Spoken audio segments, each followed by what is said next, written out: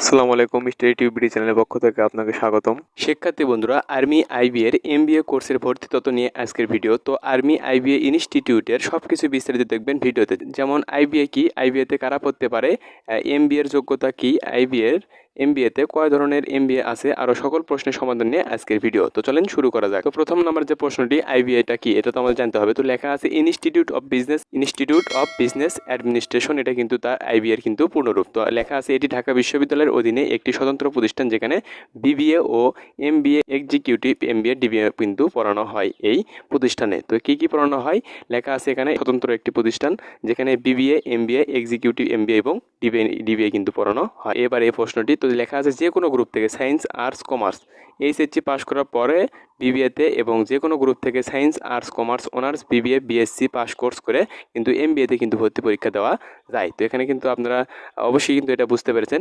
তো লেখা আছে যে কোনো গ্রুপ থেকে, আপনি যদি সায়েন্স, আর্টস, কমার্স থেকেও পাশ করে থাকেন এসএসসি বা এইচএসসি, তো সেটার ক্ষেত্রে কোনো ধারা বাধা কোনো নিয়ম নেই। তো আপনি যদি সায়েন্স, আর্টস, কমার্স যে কোনো বিভাগ থেকে কিন্তু আপনি পাশ করলে, এইচএসসি পাশ করার পরে বিবিএতে আর যে কোনো গ্রুপ থেকে কিন্তু আপনি সায়েন্স, আর্টস, কমার্স থেকে পাশ করলে কিন্তু সেটা আপনি অনার্স, বিবিএ বা বিএসসি কোর্স করেও কিন্তু আপনি এমবিএতে ভর্তি হতে পারবেন। তো এইবার যে প্রশ্নটি থাকছে, তো প্রশ্নে লেখা আছে এমবিএতে ভর্তির যোগ্যতা কি। তো এটা কিন্তু সবারই জানা প্রয়োজন। তো লেখা আছে এমবিএতে ভর্তির যোগ্যতা যে কোনো গ্রুপ থেকে এসএসসিতে জিপিএ 3 পয়েন্ট পাইতে হবে এবং এইচএসসিতে জিপিএ 3 পয়েন্ট, অনার্সে সেকেন্ড ক্লাস বা সিজিপিএ 2.50 হলেই কিন্তু হবে। ব্যাচেলার্স ডিগ্রি 3 বছরে হলে এর সাথে কিন্তু 1 বছরের মাস্টার্স লাগবে।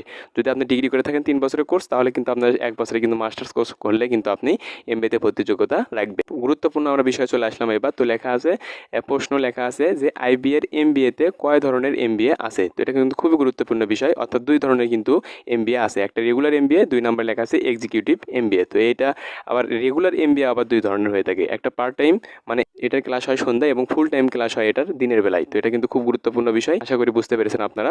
ফুল টাইম আর পার্ট টাইম এমবিএ এর মধ্যে পার্থক্যটা কি, তো এটা তো আমাদের জানতে হবে, তাই না? তো লেখা আছে সময়ের পার্থক্য ছাড়া আর কোনো পার্থক্য কিন্তু এখানে নেই। তো ফুল টাইম এমবিএ করলে 2 বছরের মধ্যে কোর্স শেষ হয়ে যাবে এবং ফুল টাইমে 1 সেমিস্টারে 5টা কোর্স নিতে হবে। অন্যদিকে পার্ট টাইমে কোর্সে নেওয়ার ক্ষেত্রে কিছুটা শীতলতা দেওয়া হয়।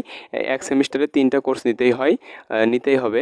1 সেমিস্টারে 3টা কোর্স নিতেই হবে। কোর্স শেষে কিন্তু 3.5 বছর কিন্তু লেগে যায়। তো তারপরে যে প্রশ্নটি, এক্সিকিউটিভ এমবিএ এর জন্য যোগ্যতাটা কি লাগে। তো সবারই তো জানা এটা প্রয়োজন। তো লেখা আছে এসএসসি এবং এইচএসসি পরীক্ষায় জিপিএ 5 এর মধ্যে ন্যূনতম 3 পয়েন্ট থাকতে হবে। অনার্স পরীক্ষায় সিজিপিএ 4 পয়েন্টের মাঝে, অর্থাৎ সিজিপিএ এর মধ্যে কিন্তু ন্যূনতম 2.50 থাকতে হবে। কমপক্ষে 5 বছরের কিন্তু চাকরির অভিজ্ঞতা থাকতে হবে, তাহলে কিন্তু আপনি এক্সিকিউটিভ এমবিএ এর জন্য আপনি যোগ্যতা রাখবেন। এক্সিকিউটিভ এমবিএ আর রেগুলার এমবিএ এর মধ্যে পার্থক্য কি, তো এটা এবার আমরা দেখে নেব। তো লেখা আছে রেগুলার এমবিএ এর মোট কোর্স 20টি, এক্সিকিউটিভ এমবিএ এর মোট কোর্স 15টি। রেগুলার এমবিএ তে করতে সময় লাগে 2 বছর থেকে 4 বছর, আর এক্সিকিউটিভ এমবিএ করতে সময় লাগে 1.5 থেকে 2 বছর। রেগুলার এমবিএ করতে অভিজ্ঞতা লাগে না, আর এক্সিকিউটিভ এমবিএ করতে প্রায় 5 বছরের ফুল টাইম জবের কিন্তু অভিজ্ঞতা থাকতে হবে। রেগুলার এমবিএ আর এক্সিকিউটিভ এমবিএ এর মধ্যে ভালো কোনটা, তো দুটাই কিন্তু ভালো, তবে রেগুলারটা ভ্যালু একটু বেশি, কারণ রেগুলার এমবিএ আইবিএর ফ্ল্যাগশিপ প্রোগ্রাম।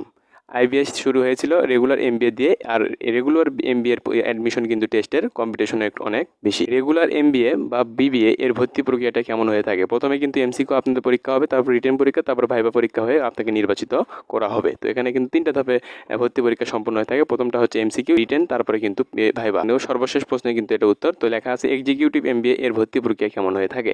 তো এক্সিকিউটিভ এমবিএ এর অ্যাডমিশন টেস্টগুলোর এমবিএ থেকে আলাদা। এক্ষেত্রে 1 ঘন্টার একটি রিটেন টেস্ট হয়ে থাকে, যেখানে মূলত ইংরেজি এবং অ্যানালাইটিক্যাল এর ওপর কিন্তু লিখিত টেস্ট নেওয়া হয়ে থাকে। তো আশা করি বুঝতে পেরেছেন। আর আমাদের চ্যানেলের নতুন দর্শক থাকলে অবশ্যই সাবস্ক্রাইব করে পাশে থাকবেন। তো এই ছিল আজকের বিষয়।